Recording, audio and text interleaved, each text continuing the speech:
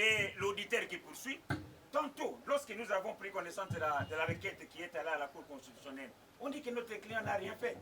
Mais Monsieur le Président, tout ce qui sera fait comme manœuvre, ou je ne sais pas, autre qui pourra retarder l'aboutissement de ces procès, ne fera que préjudicer à notre client. Parce qu'il est là.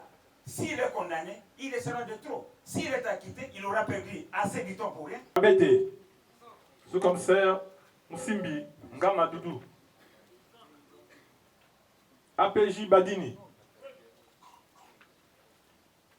AP de deuxième classe Doudou Mafuta. On continuerait. Monsieur le Président, il y a une inquiétude. Le ministère public, comme les membres de votre composition, a vu brandir une lettre par la partie civile déposée sur les bancs à votre tribunal. La correspondance, Monsieur le Président, ou le courrier adressé à la hiérarchie. Le ministère public craint que cela ne puisse pas paraître comme en son temps, Monsieur le Président, en date du 17 septembre 2018, où les avocats, Monsieur le Président de la partie civile, de manière purement dilatoire, avaient évoqué une question relativement à l'inconstitutionnalité du fait que Monsieur le Président Emmanuel, de manière d'ailleurs abusive, évoquait l'article 17 de la Constitution. Nous craignons, Monsieur le Président, que cette lettre qu'on a brandie à votre tribunal ne puisse pas dégager un autre problème. On ne parle même pas de serment, parle simplement du délai de la session, 3 mois. Donc l'article 32 ne peut nullement faire combinaison avec l'article 27. L'article 27 est ce que les doctrinaires Moutata, à qui je me rallie, appellent l'impératif catégorique.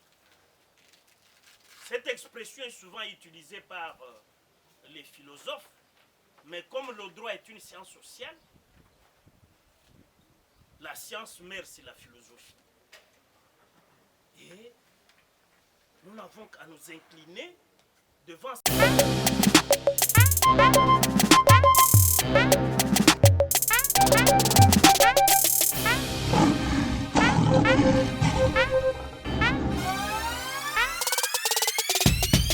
n'est pas qui a réceptionné l'exploit.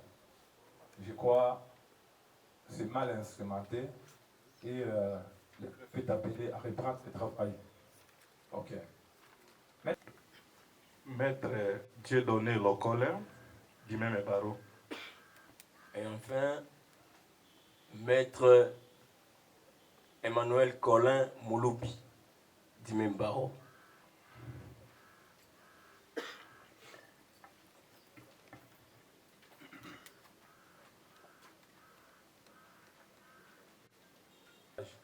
Parce qu'elle ne reflétait pas la réalité. Cela a été fait et sans plus tarder, nous accordons la parole au greffier afin qu'il donne lecture des faits d'audience. À vous la parole, monsieur le greffier. Abete, sous-commissaire Moussimbi Ngama Doudou, APJ Badini, AP de deuxième classe Doudou Mafuta.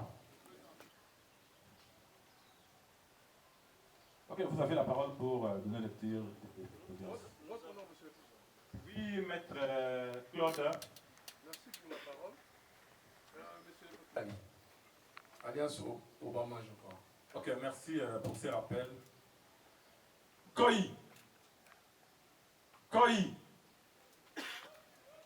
Monsieur le greffier, ça ne pose aucun problème.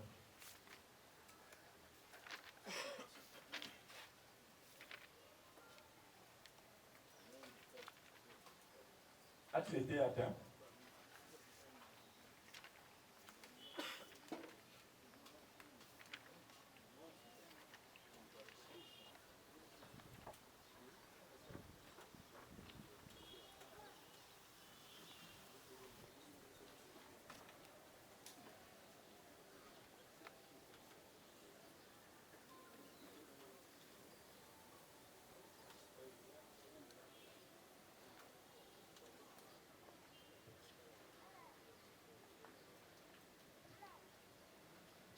en retour, il n'y a pas de copie, je crois.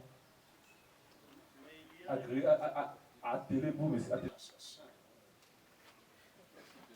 aussi qui s'appelle Kouya, qui était le garde du corps de Karine, je crois de droite. Et il comparaissait comme on a voulu fabriquer des témoins, il s'appelait Kouya. Son monsieur n'est pas là. Kouya. Il a l'unique nom. Il n'y a pas un prénom ni moins encore un post-nom. Oui, il avait comparé des dernières audiences, même devant le ministère. C'est un des deux gardes du corps qui ont assassiné, pas des meurtriers, mais eux ont assassiné Rossi Moukene. C'est un de ces gardes du corps. Vous pouvez demander à Madame Karine, parce que ce monsieur avait comparé, oui, il avait comparé, mais depuis un temps, il a cessé de comparer. Parce qu'on va inventer encore voilà, Kouya Mbiyavanga Olivier. Mbiyavanga Olivier. Voilà. Ce monsieur a cessé de comparer depuis la reprise du procès. Donc, il y a Moukenge, entre guillemets, en fuite, alors que c'est lui qui a arrêté Bivoile, le vrai assassin, l'assassin matériel, pas simple meurtre, mais l'assassinat concocté par Karine et ses chefs.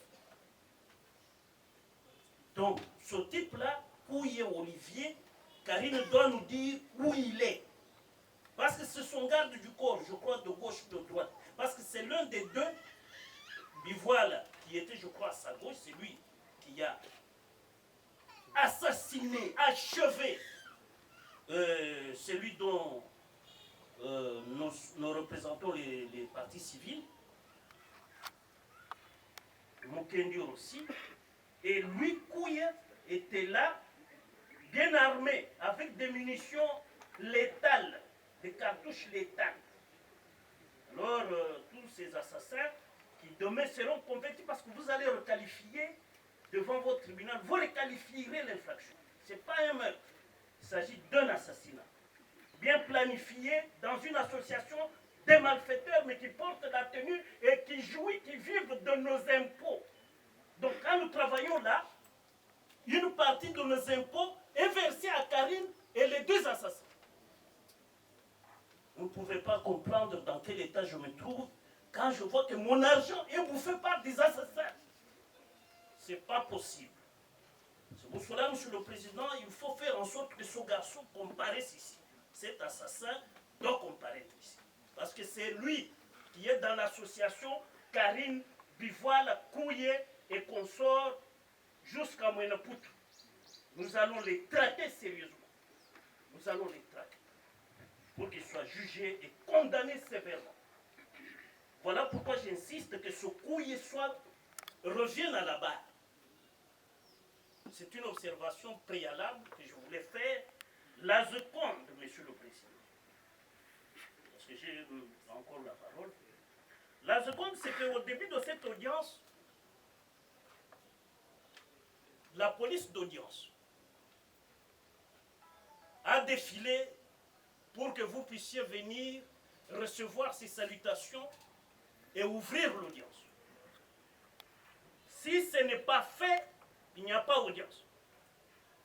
C'est la même chose pour l'application de l'article 27. J'ai lu même Moutata qui écrit beaucoup, magistrat, militaire, ou homme magistrat militaire. Cette prestation de serment,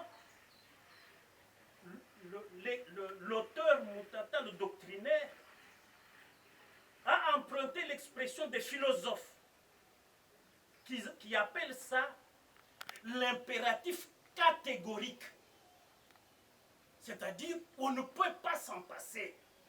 Pourquoi? Parce que l'article 27 est écrit en français facile, qui dit, au début de la première audience à laquelle ils sont appelés à siéger, ce n'est pas la session. La session, c'est l'article 32, ça c'est autre chose.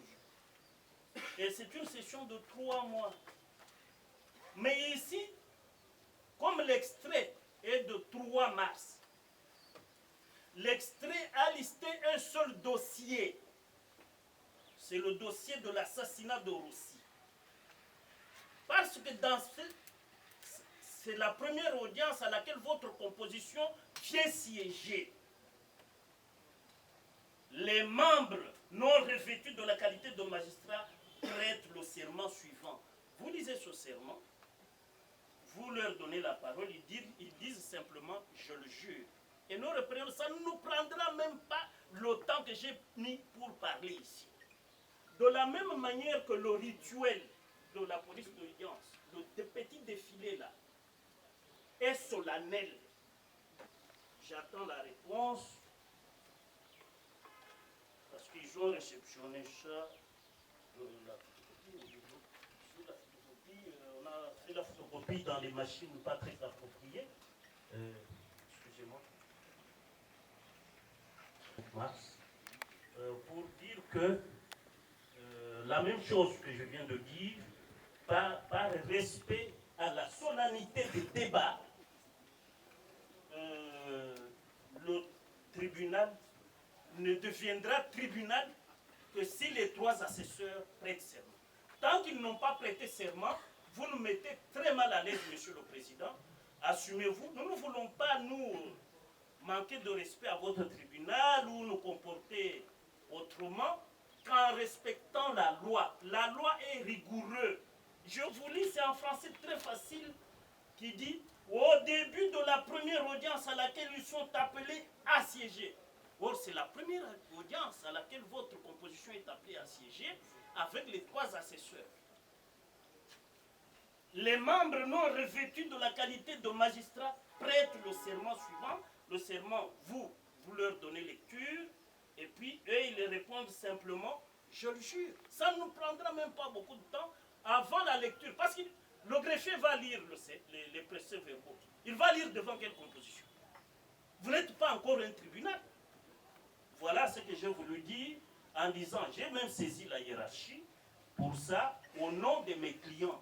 Parce que moi, je tiens beaucoup aux formes prescrites à peine de nullité.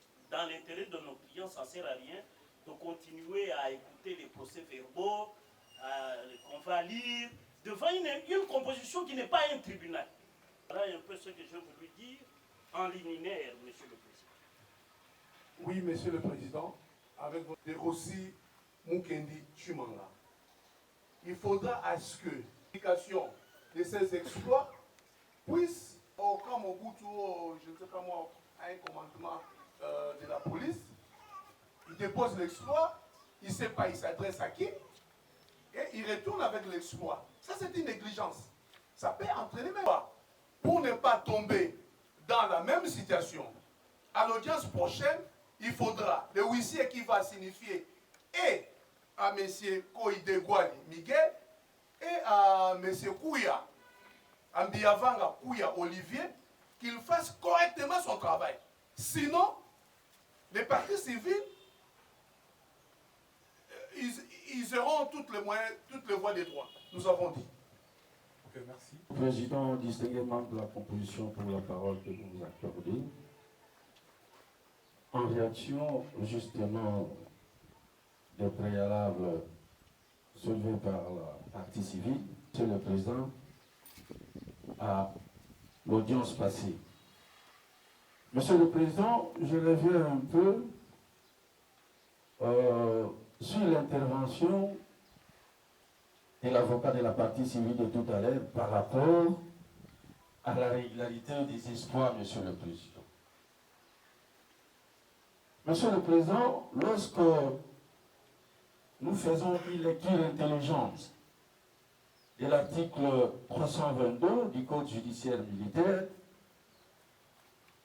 Monsieur le Président, à son 4e alinéa, il est dit ceci: les procès verbal est signé par l'agent ainsi que par les destinataires de l'acte si celui-ci est notifié à personne. en cas de refus ou de l'impossibilité dessinée, il en a fait mention. Monsieur le Président, nous prenons essentiellement cet alinéa pour dire, Monsieur le Président, que lorsque votre tribunal prend la décision de renvoyer une affaire à une date quelconque par rapport au délai de la comparution ou de la tenue de l'audience, nous pensons que l'huissier doit, à la fin des exploits, procéder à un procès verbal. Lequel procès verbal va permettre à l'autorité judiciaire de la juridiction de constater que tel exploit n'a pas été bien fait, et parce que nous nous trouvons encore dans les délais de refaire les exploits, de sorte à éviter à ce que nous assistions à ce genre de difficultés, Monsieur le Président. Ça, c'est au terme de la loi que nous avons donné lecture. Monsieur le Président, on revient sur l'article 27 du Code judiciaire militaire, dont l'interprétation, nous disons la combinaison des articles 27 et 32 du Code judiciaire militaire, on est revenu là-dessus, alors que pour le ministère public, la partie civile, par le touchement de Maître Bondo, qui en son temps disait, demandant à votre tribunal de renvoyer la cause, simplement parce que le greffier audiencé n'était pas en mesure de donner l'intelligibilité du contenu des faits d'audience. Et cela portait fortement atteinte à la compréhension, Monsieur le Président, des différentes parties. Parce que, Monsieur le Président, cette question avait déjà été vidée. Pourquoi, Monsieur le Président, devrions-nous encore revenir là-dessus? Alors que c'était déjà la position éclairée par votre auguste tribunal et les partis ont trouvé normal et justement régulier la procédure et on continuerait. Monsieur le Président, il y a une inquiétude.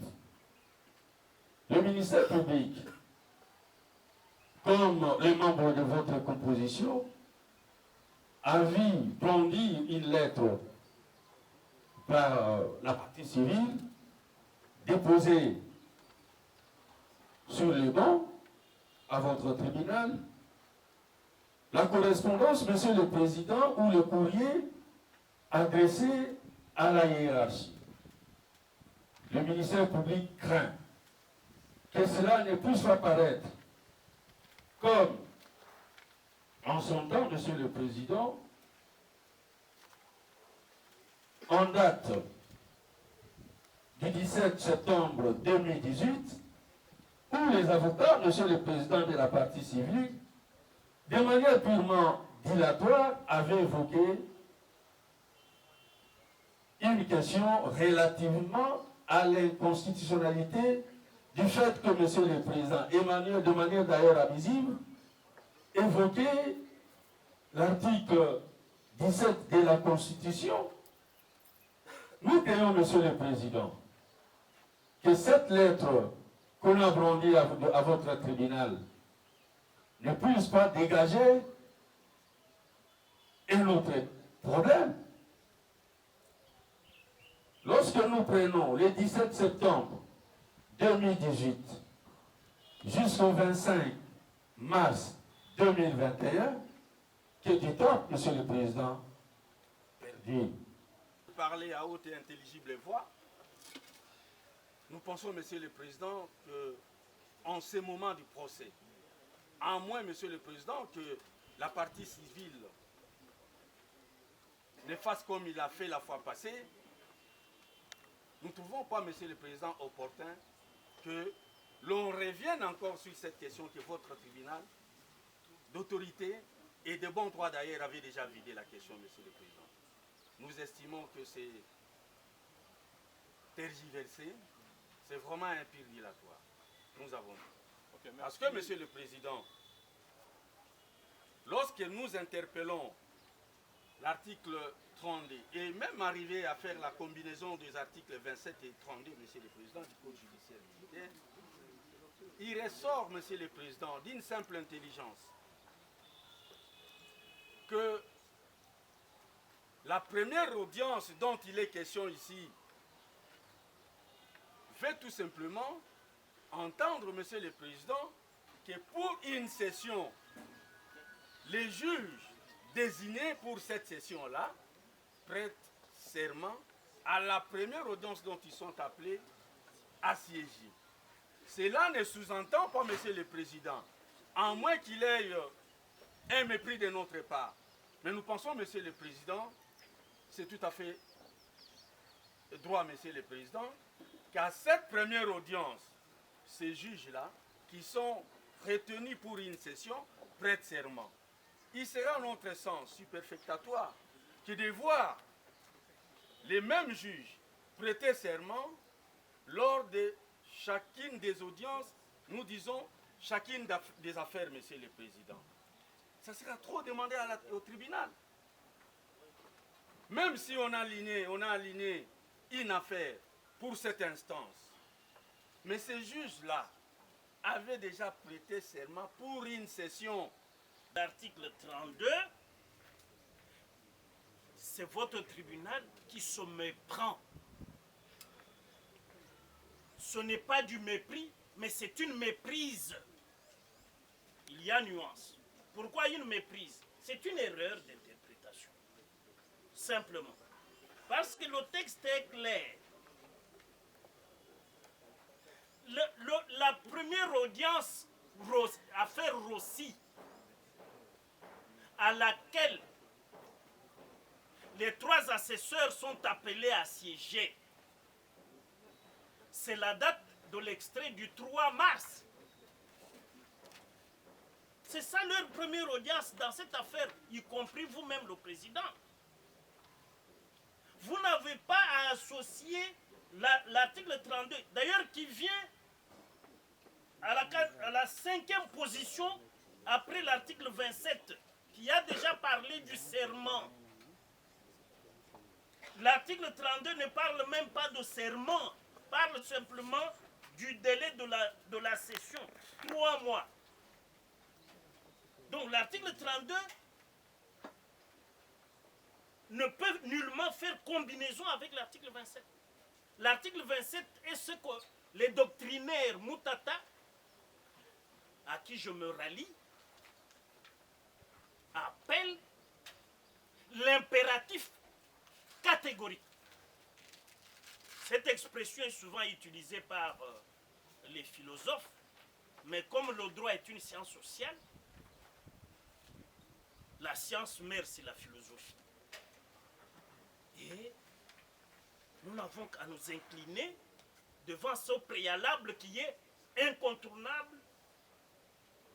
Et je maintiens le terme impératif catégorique. Parce que c'est la loi qui le dit. Il n'y a même pas de faculté. L'article 27 dit les membres non revêtus de la qualité prêtent le serment. Indicatif présent. De verbe prêter le serment. Prête le serment. Donc on n'accorde aucune faculté, aucune dérogation. On dit ils doivent prêter le serment. Doivent prêter le serment. C'est ce qu'il dit ici. L'indicatif présent, 3e personne du pluriel, où l'on dit les membres non revêtus de la qualité de magistrat prêtent le serment suivant. Et quand vous leur en donnez lecture, le texte du serment, donc, après lecture de la formule de serment, chaque membre de la juridiction concernée, donc les assesseurs, debout et en levant la main droite. Pourquoi? Parce que ça se fait à l'audience publique. L'article 32, ce n'est pas l'audience publique, parce qu'à cette audience publique, les partis sont là. L'article 32, vous le tirez de nulle part. C'est un article inapproprié. Nous ne sommes pas dans une session. Nous sommes dans une audience publique. La toute première dossier aussi depuis le 3 mars. Voilà pourquoi, Monsieur le Président, la solennité de débat, comme on a commencé par la police d'audience, le petit rituel de la police d'audience et le rituel du serment est aussi un préalable catégorique, un préalable incontournable et, disons bref, un impératif catégorique. Généralité consort. Donc, Monsieur le Président, si les tribunaux que vous êtes, qui n'est soumis qu'à l'autorité de la loi, et si vous estimez que l'observation faite par les parties prévenues, parties civiles, qui tiennent à ce que les nouveaux juges qui comparaissent pour la première fois dans cette affaire prêtent serment, nous, parties prévenues, nous ne trouvons aucun inconvénient. Parce que, les moments venus, si cela s'avérait vrai, la décision qui sera rendue par ce tribunal-là sera une décision rendue par une composition irrégulière. Et vous en connaissez la conséquence. Et donc, nous lançons un appel, que ce soit du côté de la partie civile et du côté du tribunal, parce que nous sommes en train d'en pâtir. La partie civile est à la maison.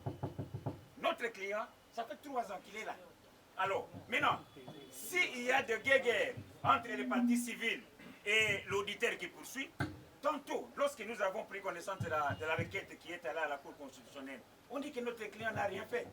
Mais Monsieur le Président, tout ce qui sera fait comme manœuvre, ou je ne sais pas, autre qui pourra retarder l'aboutissement de ces procès, ne fera que préjudicer à notre client. Parce qu'il est là. S'il est condamné, il sera de trop. S'il est acquitté, il aura perdu assez de temps pour rien. Donc, si votre tribunal estime, assez conformément à l'autorité de la loi, qui guide le juge, qu'il faille revenir à cette prestation de serment, dans 2 ou 3 minutes, nous le faisons et pratiquement nous entamons ce que nous sommes. Parce qu'apparemment, s'il faut calculer les minutes de prise de parole par l'auditeur, par les parties civiles et par nous-mêmes, nous sommes au-delà peut-être de 30 ou 40 minutes. Donc, qu'on ne tourne pas autour d'un pot par rapport à cette question. S'il faut la régler aujourd'hui définitivement, qu'on règle ça et qu'on aille de l'avant, Monsieur le Président. Donc, merci beaucoup. Parce que nous estimons que chaque jour qui passe, lorsque nous rentrons en dolo, c'est une peine de plus pour nous. Et donc, le tribunal n'est soumis qu'à l'autorité de la loi. Si cette loi-là exige qu'il y ait prestation de serment avant l'examen de cette cause, qu'il y ait prestation de serment dans quelques minutes et nous en revenons à la lecture. Nous avons dit, Monsieur le Président. Ok. Je crois, à l'audience publique du 1er mars 2021, les parties civiles, vous les avez représentés. Est-il vrai ou c'est faux? Vous étiez là. Et à la même audience, vous avez même demandé qu'on puisse quoi? Renvoyer la cause pour le toilettage des faits d'audience. C'était votre œuvre aussi. Alors aujourd'hui, vous revenez encore sur les mêmes problèmes qui a déjà trouvé solution. Mais vous ne voyez pas que c'est retardé l'instruction de la présente cause?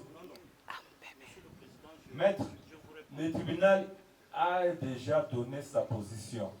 L'article 27 du Code judiciaire militaire s'interprète comme nous l'avons eu à le faire. Ça ne peut pas encore demander débat. Nous devons évoluer, maître. Je crois que c'est ça la réponse à votre préoccupation d'aujourd'hui. Concernant la comparution de Kouya, Biavanga et de Bouaï Miguel, pour Koyi, nous avons constaté que l'exploit, l'exploit est irrégulier. Donc, la personne qui a eu à l'instrumenter n'a pas très bien fait son travail. On va revenir sur ça et à l'audience de la remise, il sera avec nous.